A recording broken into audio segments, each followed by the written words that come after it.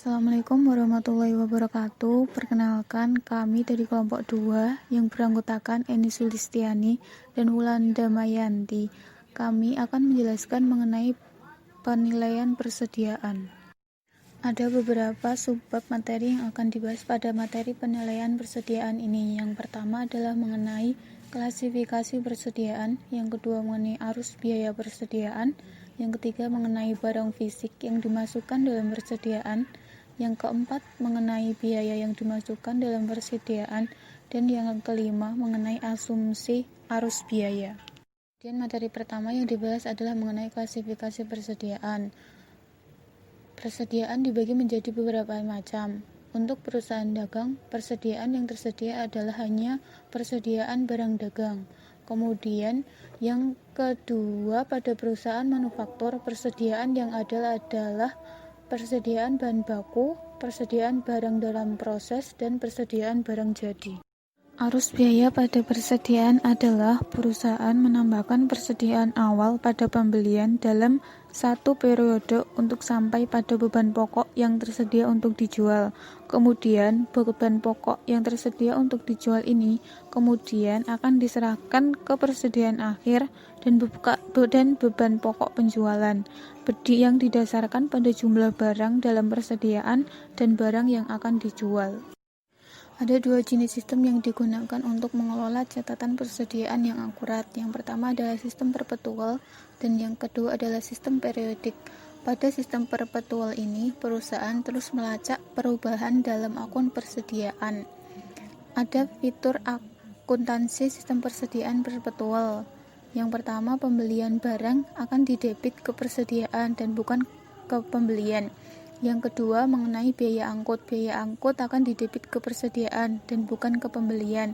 Untuk retur dan penyisian pembelian serta diskon pembelian dikreditkan ke persediaan, bukan ke akun terpisah. Untuk beban pokok penjualan dicatat pada setiap penjualan dengan mendebit beban pokok penjualan dan mengkreditkan persediaan. Yang keempat, mengenai buku besar pembantu, catatan persediaan individual dipertahankan sebagai pengukuran pengendalian. Yang kedua adalah sistem periodik. Pada sistem persediaan periodik ini, perusahaan menentukan jumlah persediaan secara berkala. Perusahaan mencatat semua pembelian persediaan selama periode akuntansi dengan mendebit akun pembelian. Perusahaan kemudian menambahkan total dalam akun pembelian pada akhir periode akuntansi untuk biaya persediaan yang ada pada awal periode. Untuk menghitung beban pokok penjualan, perusahaan kemudian mengurangi persediaan akhir dari beban pokok yang tersedia untuk dijual. Berikut kami sajikan perbandingan antara sistem perpetual dan sistem periodik. Contohnya, persediaan awal sebesar 600, kemudian pembelian sebesar 5.400, penjualan sebesar 7.200, dan persediaan akhir sebesar 2.400. Pada sistem persediaan perpetual, pada persediaan awal maka akun persediaan menunjukkan persediaan sebesar 600. Pada sistem persediaan periodik pun sama.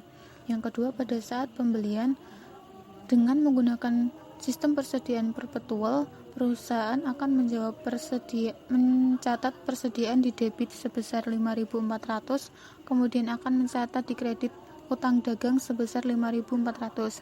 Kemudian pada persediaan periodik akan mencatat pembelian di debit sebesar 5.400 dan utang dagang di kredit sebesar 5.400. Kemudian untuk penjualan sebesar 7.200 pada sistem perpetual, maka perusahaan akan mencatat piutang dagang di debit sebesar 7.200 dan penjualannya di kredit sebesar 7.200. Kemudian dia juga akan membuat jurnal beban pokok penjualan di debit sebesar 3.600 dan persediaannya sebesar 3.600. Kemudian pada sistem persediaan periodik ini hanya akan membuat satu jurnal pada saat penjualan, yaitu mencatat piutang dagang di debit sebesar 7.200 dan mencatat penjualan di kredit sebesar 7.200. Untuk jurnal akhir periode untuk persediaan 400 unit pada 6 dengan jumlah 2400, maka pada sistem perpetual tidak ada ayat jurnal yang diperlukan. Kemudian pada sistem persediaan periodik, perusahaan akan mencatat persediaan di debit sebesar 2.400, kemudian beban pokok penjualan sebesar 3.600, kemudian di kreditnya pembelian sebesar 5.400 dan di kredit persediaan awal sebesar 600. Ada barang-barang fisik yang dimasukkan dalam persediaan. Yang pertama, barang dalam perjalanan. Ini dibagi menjadi dua. Yang pertama adalah titik pengiriman FOB dan tujuan FOB. Pada titik pengiriman FOB ini, hak milik akan berpindah ke kita ketika pemasok memberikan barangnya ke kurir. Kemudian pada tujuan FOB, hak milik akan berpindah ke kita ketika kita menerima barang tersebut dari kurir. Kemudian barang konsinyasi. Barang-barang konsinyasi akan menjadi milik pengirim sampai barang tersebut terjual. Penerima harus benar-benar berhati-hati untuk tidak mencatat barang konsinyasi sebagai bagian dari persediaan. Yang ketiga adalah perjanjian penjualan khusus. Yang pertama, penjualan dengan perjanjian pembelian kembali atau sering disebut sebagai parking transaction. Pada situasi ini, perusahaan hanya memarkirkan persediaan pada laporan posisi keuangan pada perusahaan lain untuk periode waktu yang singkat. Yang kedua, penjualan dengan tingkat imbal hasil yang tinggi. Ada dua alternatif. Yang pertama adalah dengan mencatat penjualan pada nilai penuh dan membuat estimasi retur dan penyisian penjualan. Alternatif kedua adalah untuk tidak mencatat penjualan sampai keadaan menunjukkan jumlah persediaan yang akan dikembalikan ke pembeli. Kemudian penjualan secara angsuran.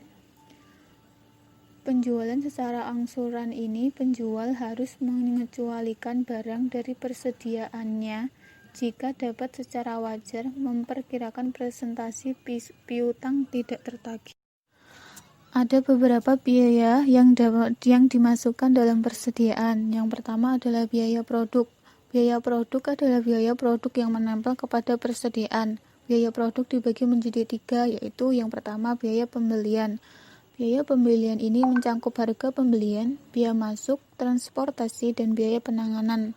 Yang kedua adalah biaya konversi yang mencakup biaya bahan baku dan tenaga kerja langsung serta biaya overhead. Yang ketiga adalah biaya lain, seperti biaya perancangan.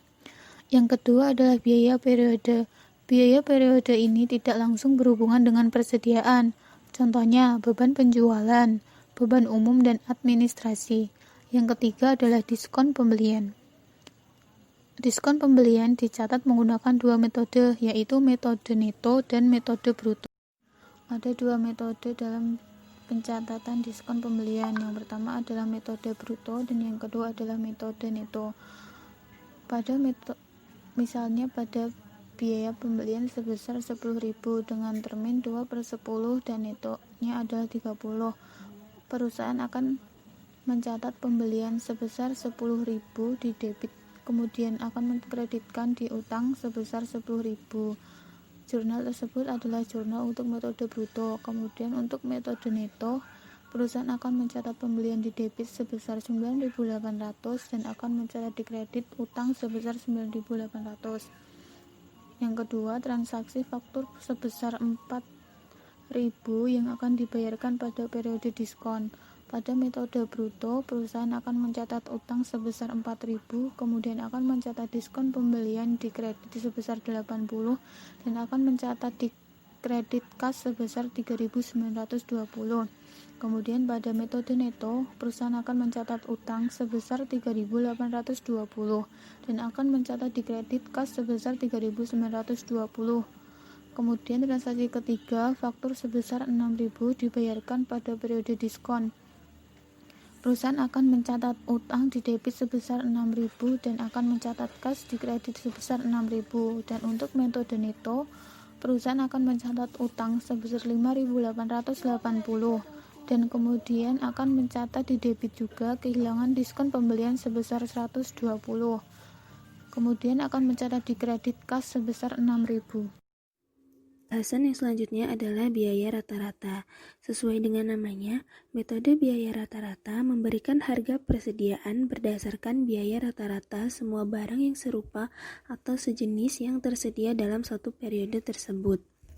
Untuk mengilustrasikannya, dapat kita lihat di slide, ada contoh penggunaan metode persediaan secara periodik, yaitu dengan menghitung jumlah persediaan pada akhir periode.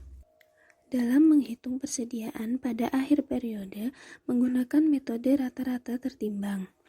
Dapat kita lihat pada slide bahwa menghitung biaya rata-rata tertimbang per unit adalah dengan membagi total biaya dibagi dengan jumlah unit. Sehingga total biaya 43.900 dibagi dengan jumlah unit 10.000. Sehingga biaya rata-rata tertimbang per unitnya adalah 4,39. Sedangkan untuk menghitung harga pokok penjualannya adalah dengan cara mengkalikan persediaan akhir dalam unit sebesar 6.000 dengan biaya rata-rata tertimbang per unitnya yaitu 4,39. Sehingga 6.000 dikali 4,39 sama dengan 26.340. Jadi harga pokok penjualannya adalah beban pokok yang tersedia untuk dijual dikurangi dengan persediaan akhir 43.900 dikurangi 26.340. Hasilnya adalah 17.560. Selanjutnya adalah metode rata-rata bergerak atau moving average method. Dalam menggunakan metode rata-rata bergerak, perusahaan melakukan pencatatan persediaan secara perpetual.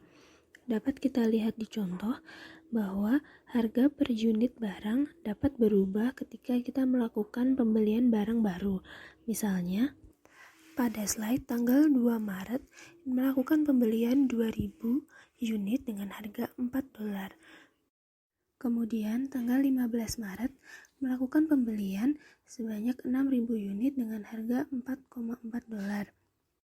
Sehingga dalam menentukan biaya per unitnya yaitu dengan membagi total harga 8.000 ditambah 26.400 dibagi dengan jumlah unit yaitu 8.000.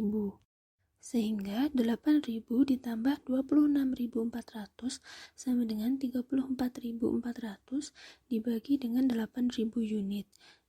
Hasilnya per unit adalah $4,3. Begitu juga seterusnya ketika perusahaan melakukan pembelian dengan harga beli baru, maka harus dilakukan penghitungan ulang untuk menetapkan biaya per unitnya. Selanjutnya adalah metode FIFO. FIFO atau first in first out mengasumsikan barang yang masuk pertama digunakan atau dijual pertama. Dengan menggunakan metode FIFO, keuntungan yang dapat diperoleh oleh perusahaan adalah bahwa persediaan akhir mendekati biaya terkini. Oleh karena barang pertama yang masuk adalah barang pertama yang keluar, jumlah persediaan akhir terdiri dari pembelian terbaru. Dapat kita lihat pada buku di ilustrasi 8/16 pada saat tanggal 19 Maret melakukan penjualan sebanyak 4.000 unit diambil dari 2.000 unit tanggal 2 Maret dan sisanya adalah dari barang 15 Maret sebanyak 2.000 unit. Sedangkan untuk menghitung beban pokok penjualannya adalah dengan mengurangkan beban pokok yang tersedia untuk dijual dengan persediaan akhir yang berasal dari pembelian terakhir. Selanjutnya adalah metode LIFO atau last in first out. Dalam metode ini diasumsikan barang yang masuk terakhir adalah barang yang digunakan atau dijual pertama kali. Kebalikannya dari metode FIFO, dalam menghitung persediaan akhir menggunakan harga barang yang dibeli pertama kali. Dapat kita lihat pada ilustrasi 8A-2 di buku bahwa saat penjualan tanggal 19 Maret 4.000 unit diambil dari pembelian tanggal 15 Maret dengan harga 4,4 per unitnya. Sekian presentasi kami dari penilaian persediaan. Atas perhatiannya kami ucapkan terima kasih. Wassalamualaikum warahmatullahi wabarakatuh.